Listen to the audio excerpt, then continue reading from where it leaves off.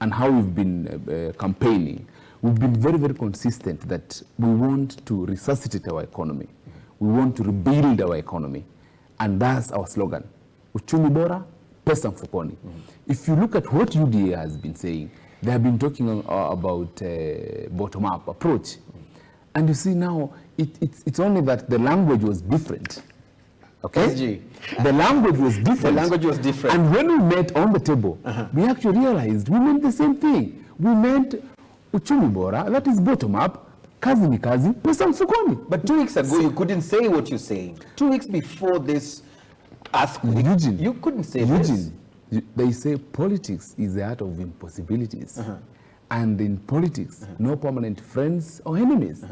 And while my friend tries to look at 2 approaches of coalition building, he talks of office-driven and policy-driven.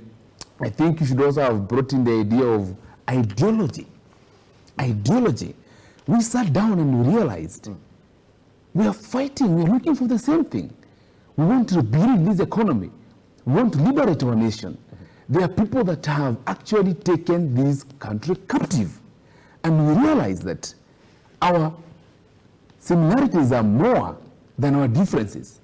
And so that is why the earthquake happened. Okay. And I don't see anything strange in that. Okay. Yes. Well, up until this moment, I didn't know that a guest in Jerusalem, by the sentiment of my good friend SG here, when he says that the coalescing factor between the 3 political parties here is ideology. Oh yes, ideology. Well, I think that the 3 parties intend to form an ideology, which yet does not exist. So they intend. Because it doesn't mean that that's what pulled them together. Now let us examine what ideology is. For instance, and he's made a citation here about pesa mkononi, uchumi bora, pesa mfukoni. Uchumi bora, pesa mfukoni. But now it has changed. But it is kazi ni kazi, pesa mfukoni. But now let's ask ourselves, pesa mfukoni, is that an ideology?